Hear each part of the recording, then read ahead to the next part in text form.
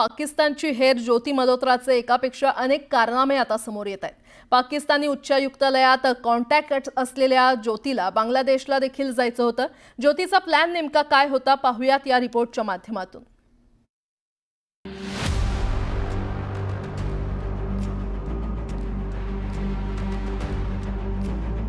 Travel vlogger ज्योती मल्होत्राने एकापेक्षा अनेक देशांना भेटी देऊन तिकडे व्लॉग केले।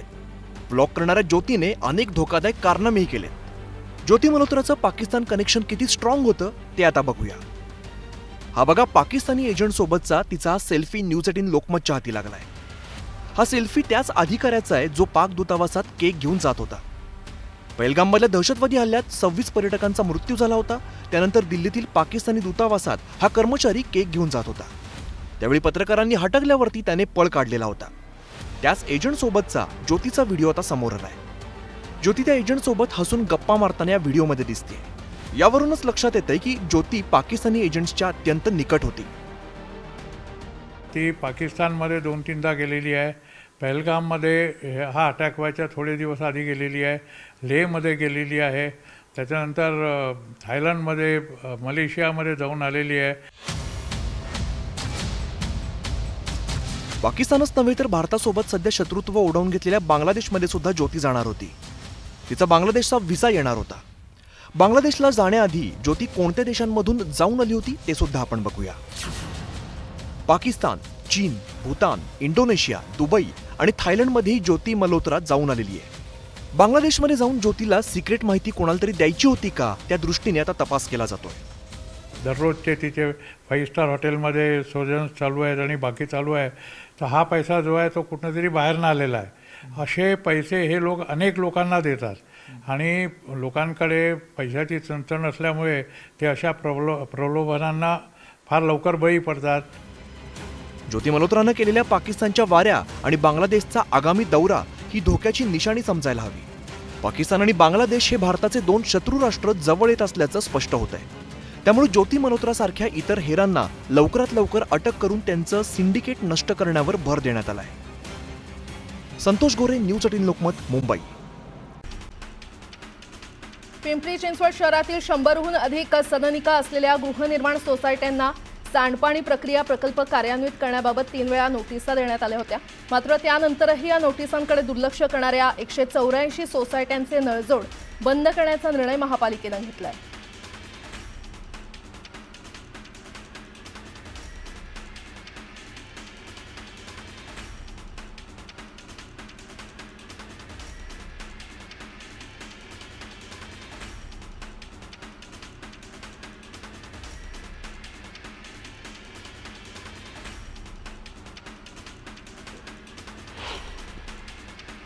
ठाण्याच्या म्हाडावासियांना तब्बल 20 वर्षांनंतर पाणीपट्टीसह दंडाच्या नोटिसा म्हाडा प्रशासनानं बजावल्यात।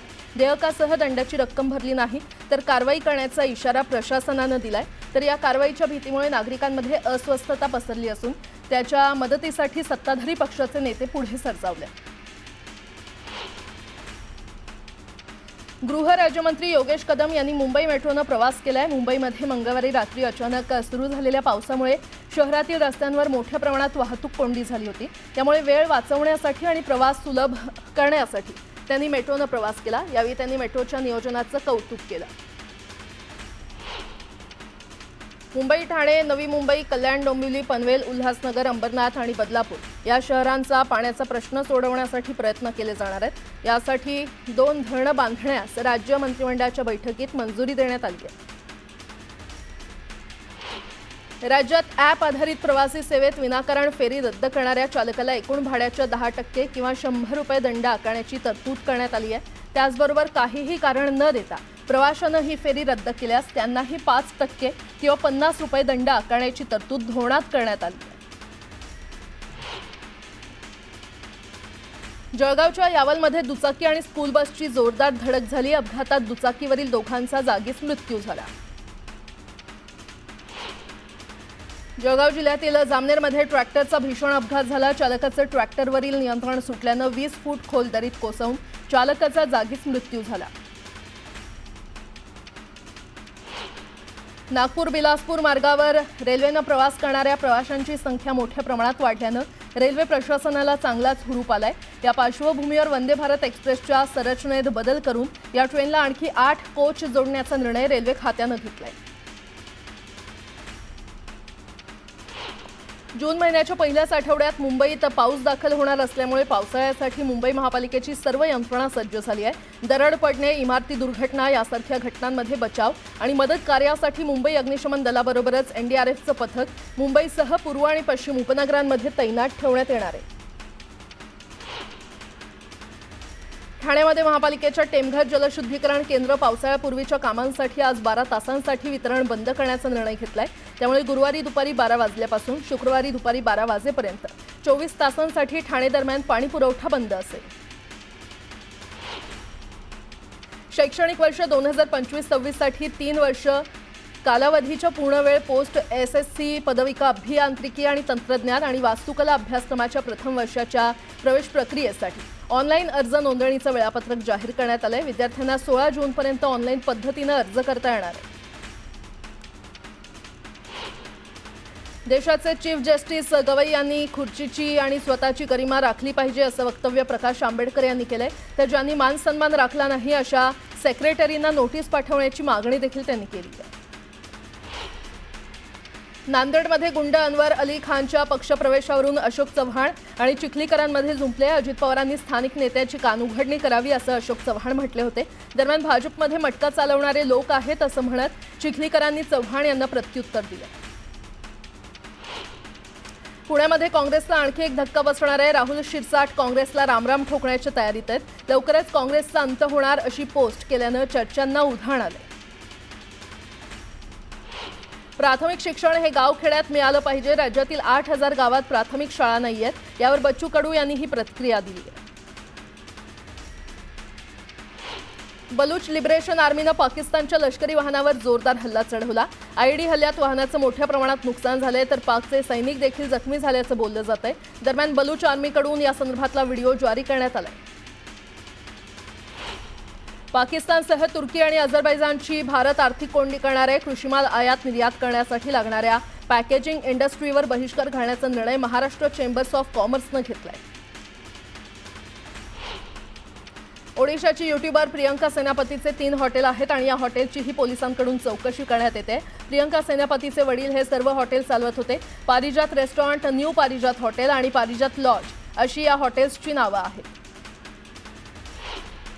अहिल्यानगरच्या श्रीरामपूरमध्ये भव्य तिरंगा यात्रा काढण्यात आली। यावेळी महिलांसह नागरिकांनी यात्रेत मोठ्या संख्येनं सहभाग घेतला।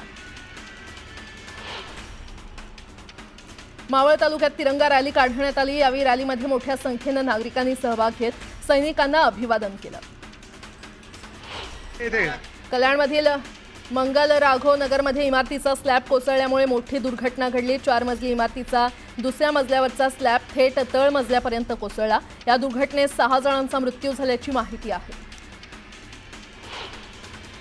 कल्याणमध्ये इमारतीचं छत कोसळून झालेल्या या दुर्घटनेतील मृतांना मुख्यमंत्री देवेंद्र फडणवीस यांनी श्रद्धांजली वाहिली। मृतांच्या नातेवाईकांना 5 लाखांचं अर्थसहाय्य देण्यात आलं।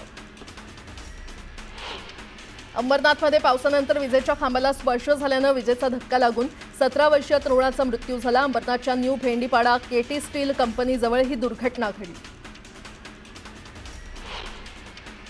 2017 पासून विविध माओवादी चकमकीत सहभागी असलेल्या जहाल माओवादी देवसूचे गोंदिया पोलिसांसमोर आत्मसमर्पण त्यानं केलेलं आहे।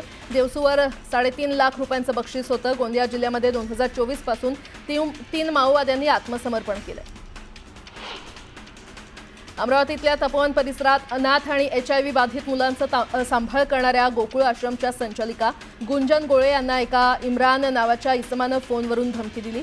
अश्लील भाषेत शिवीगाळ करत अत्याचार करण्याची धमकी देण्यात आली आहे। याबाबत 7 दिवसांपूर्वी तक्रार देऊन देखील अद्याप संबंधित इसमाचा शोध न घेतल्याचा आरोप गुंजन गोळे यांनी केला।